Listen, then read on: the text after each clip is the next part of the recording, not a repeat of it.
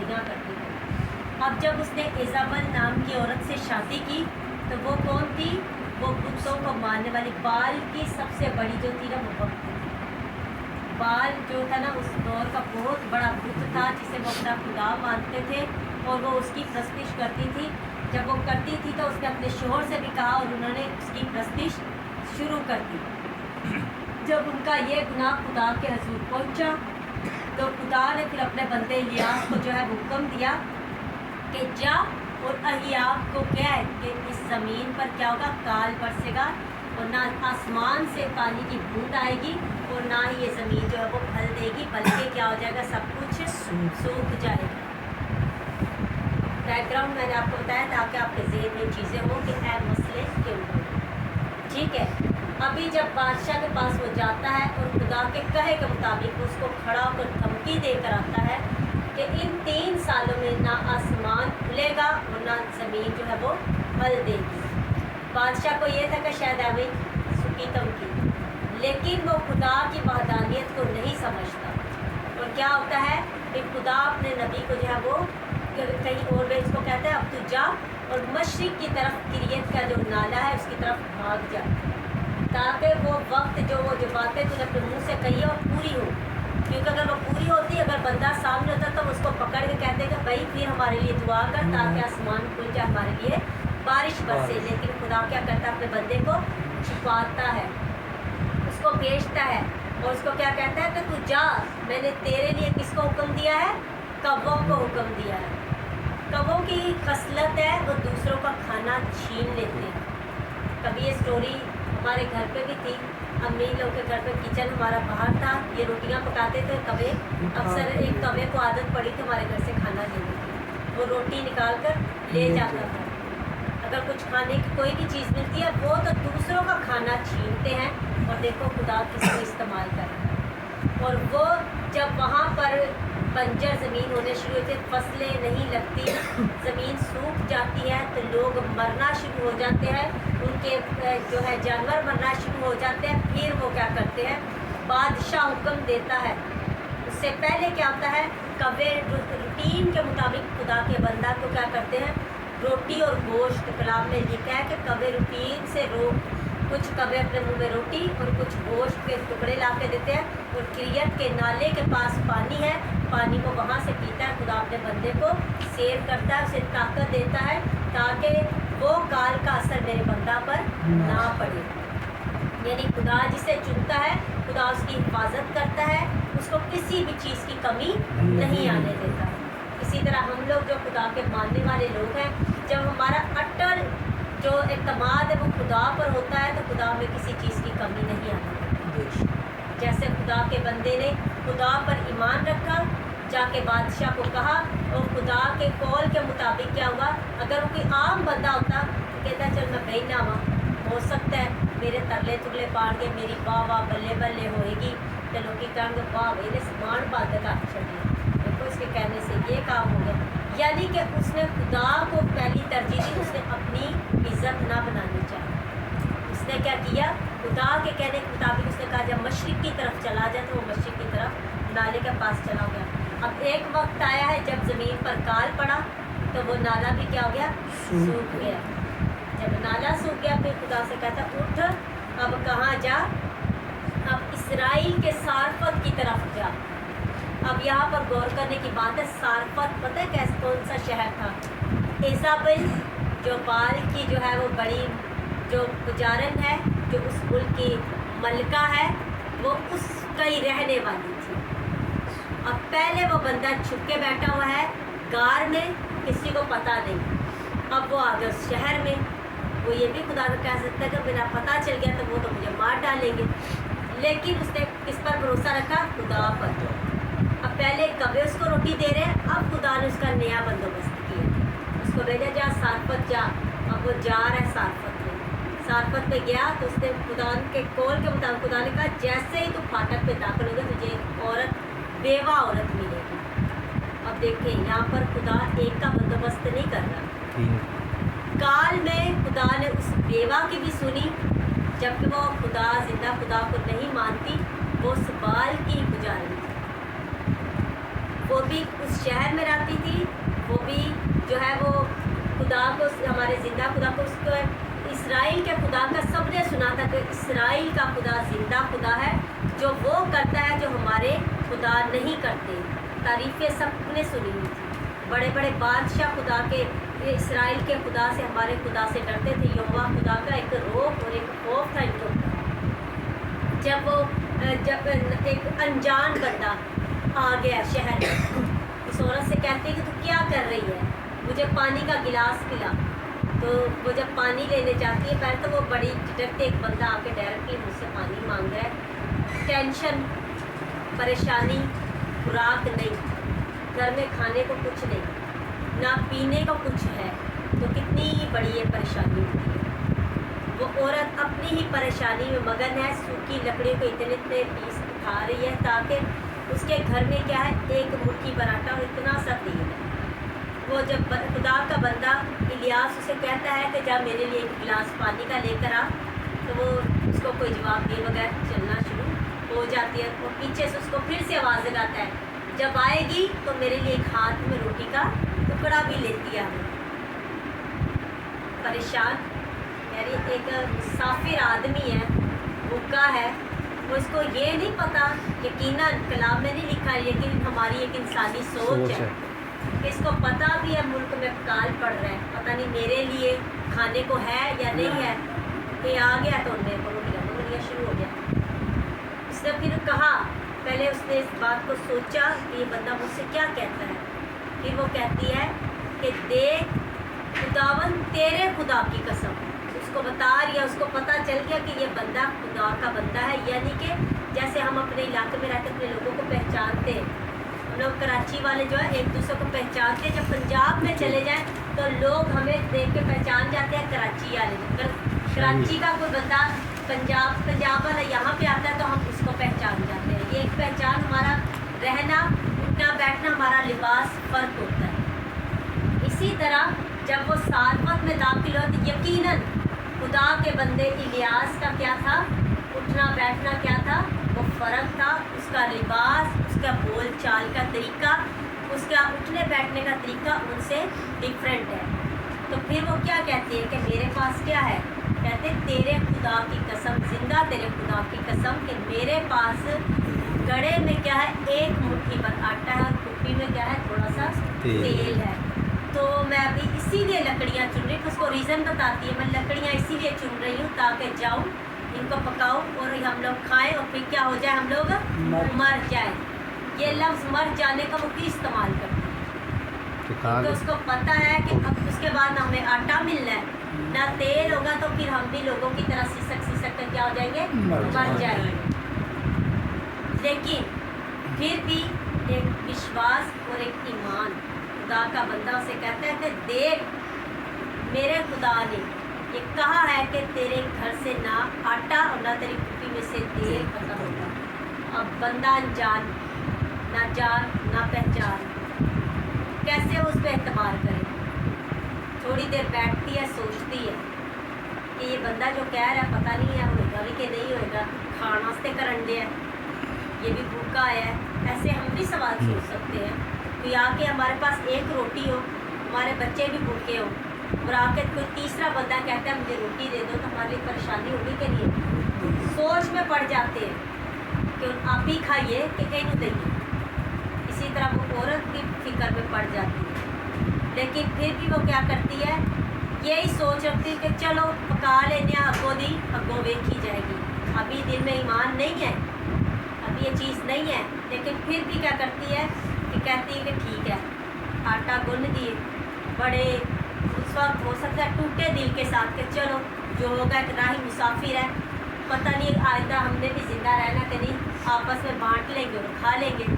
आटा गूंदा, पहली टिक्की उसके लिए जब निकाली तो दिल में सोचे फिक्रे असा रज के खा रहना उन्हें भी देना पहले। लेकिन जब वो खुदा के बंदा को खाना देती है तो जब दूसरे टाइम के लिए घड़े को खोलती है तो देखती है तो उसके खोल के मुताबिक क्या होता है, आटा भी है और तेल भी है। तो तब उसकी खुशी का आप अंदाज़ा लगा सकते हो कि पूरे मुल्क में क्या है, कार है, तो तरस रहे हैं और उसकी आंखों में आंसू आ जाते हैं। वो खुशी से क्या हो जाती है, तो जो है अपने बेटे को भी गले लगाती है। बेटा उसका छोटा सा है, तो बाइबल में लिखा है कि उसके बेवा का एक बेटा भी है। फिर वो अपने बेटे को गले से यकीनन लगाती है और उसे कहती है कि आप लोग बचे रहेंगे। और कहते हैं कि जब तक ज़मीन पर काल पड़ा तब तक क्या हुआ कि खुदा का बंदा उस औरत के घर में रहा।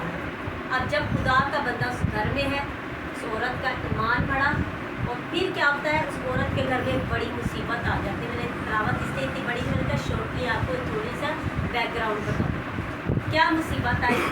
औरत का एक ही बेटा है, शोहर उसका है नहीं। वो बेटा क्या होता है, बीमार हो जाता है। बीमार ऐसा होता है कि वो क्या हो जाता है, वो मर जाता है। जब बेटा मर गया, औरत ने देखा कि मेरा बेटा मर गया है, फिर वो भागी भागी इलियास के पास दौड़ी जाती है। कहती है, मर्दे खुदा, क्या तू मेरे गुनाहों को याद करवाने के लिए आएगा? देख, तूने कहा कि तेरे आटे में से, तेरे घड़े में से आटा और तेरी कुप्पी में से तेल ना ख़त्म होगा, तो वो हमने काल में वो हमने ये चीज़ें खाते रहे। लेकिन अब तू मेरे गुनाहों को याद करवाने के लिए यहाँ पे आया, तो देख मेरा बेटा जो है वो बीमार होकर मर गया, मेरे बेटे के लिए दुआ कर। ये है उसका ईमान, क्योंकि जब वो खुदा का बंदा उसके घर में कंटिन्यू रह रहा है, तो इसका मतलब है यकीनन उनकी आपस में रोज़ गुफ्तगू होती है। जब हम लोग इसी तरह भी आपस में बैठते हैं तो मुख्तलिफ टॉपिक्स पर बात करते हैं, मुख्तलिफ बातें करते हैं। इसी तरह जब खुदा का बंदा उसके घर पे रह रहा है, तो यकीनन वो लोग जब रात को बैठते होंगे तो वो उनको अपने खुदा की बातें बताता होगा। तो सुन सुन कर उसका ईमान बढ़ गया। फिर खुदा का बंदा से क्या कहता है, अपना बेटा मुझे दे दे, ताकि अगर कभी वक्त मिले तो ये 70वें बाब से पहले मलूकी पढ़ना शुरू करें। तो वो खुदा के बंदे को अपना बेटा सौंप देती है। फिर वो उसको कमरे में लेके जाता है और कलाम में लिखा है कि वो घुटने होता है और उसके बेटे के लिए दुआ करता है, और बेटा क्या होता है, जी होता है, वो जिंदा हो जाता है। और फिर वो औरत खुदा के कलाम में लिखा है कि उसका हाथ पकड़ कर उसको छूते और कहते हैं, तू वाकई ही खुदा का बेटा है, और तेरे मुंह में जो बातें डाली गई वो खुदा की तरफ से। इतनी कहानी सुनाने का मकसद ये था कि हम तो पहले से ही खुदा के चुनिंदा लोग हैं। अगर गैर कौम, ये औरत सारफत की बेवा खुदा पर इतना ईमान रख सकती है, तो हमारा ईमान कहाँ है? हम क्यों अपने आने वाले दिन की फिक्र करते हैं? हम क्यों अपनी फिक्रों को खुदा पर नहीं छोड़ते? हम क्यों अपने खुदा पर ईमान नहीं? हम लोग भी आज भी बनी इसराइल कौम की तरह है, कम हो जाता तो खुदा साडा ना हो जाए, कहते पता नहीं खुदा साड़ी सुनता ही नहीं। बहुत दफ़ा हम लोग भटक जाते हैं। तो जब हमें अपने ईमान को मजबूत करना है, तो यकीनन हमें सारफत की बेवा पर भी नज़र रखने की ज़रूरत है, जिसने काल में अपने खुदा पर भरोसा रखा। उसके घर में रोटी ना ख़त्म हुई, उसके घर में जो है वो तेल ना ख़त्म हुआ, खुदा उनको यकीनन पानी भी मुहैया करता रहा। तो ये कहाँ से आया? सिर्फ किस पर? खुदा पर भरोसा रखने पर। भरोसा जो है वो बहुत ज़रूरी है। शादीशुदा ज़िंदगी में भी अपने जो हम लोग दोस्तियाँ रखते हैं, दोस्ती में भी भरोसा ज़रूरी है। बहन भाइयों का भरोसा बहुत ज़रूरी है।